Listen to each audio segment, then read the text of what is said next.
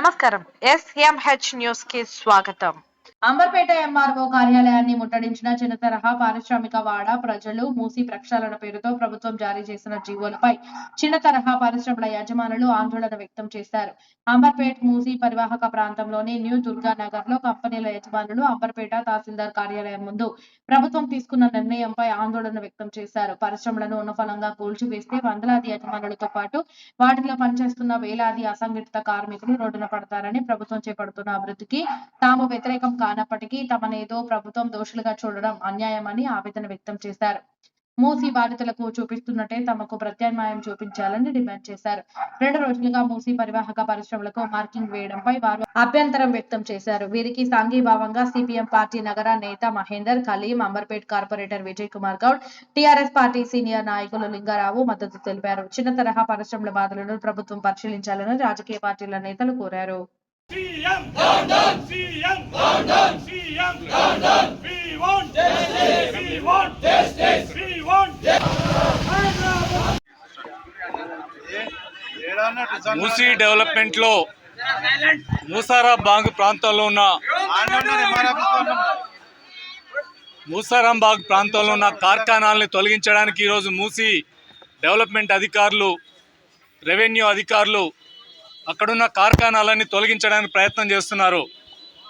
అక్కడికి వచ్చి అందరూ మీరు త్వరలో ఖాళీ చేయమని చెప్పి నోటీసులు కానీ అక్కడ RBX అని రాసి అక్కడి నుంచి ఖాళీ చేయమని చెప్తున్నారు.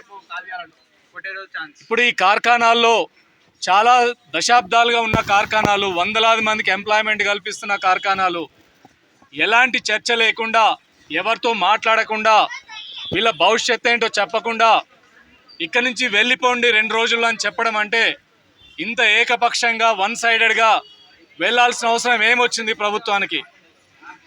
మూసీ నది అభివృద్ధిని ఎవరు కాదనట్లేదు. మూసీ డెవలప్మెంట్ కావాలని అందరూ కోరుకుంటున్నారు.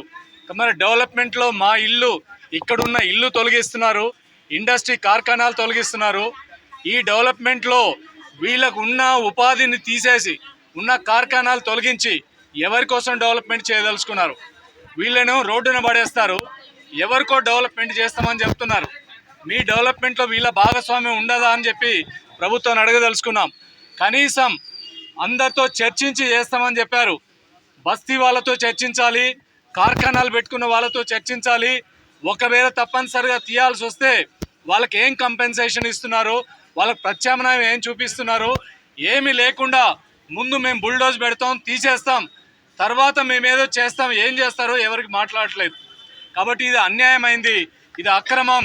ఈ రకంగా బుల్డోజ్ చేయడం అనేది కరెక్ట్ కాదు. ఈ ప్రభుత్వం చాటుమాటుగా టైం ఇవ్వకుండా ఈ రకంగా అడ్డగోలుగా వ్యవహరిస్తే మాత్రం ఇది ఏ మాత్రం కూడా అంగీకరించడానికి కుదరదు.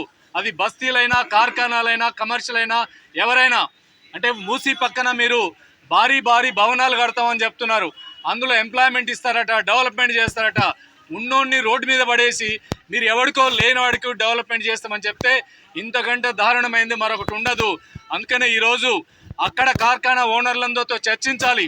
వాళ్ళందరూ రిజిస్టర్డ్ డాక్యుమెంట్స్ ఉన్నాయి, కోర్టులో స్టే ఆర్డర్స్ ఉన్నాయి, ఇవన్నీ ఉన్న పట్టా కాగితాలు ఉన్నాయి. దాదాపు 1950 నుంచి ఈ రోజు వరకు పహానీ కాపీలు ఉన్నాయి, వాళ్ళదే ఓనర్షిప్ అని ఉన్నాయి.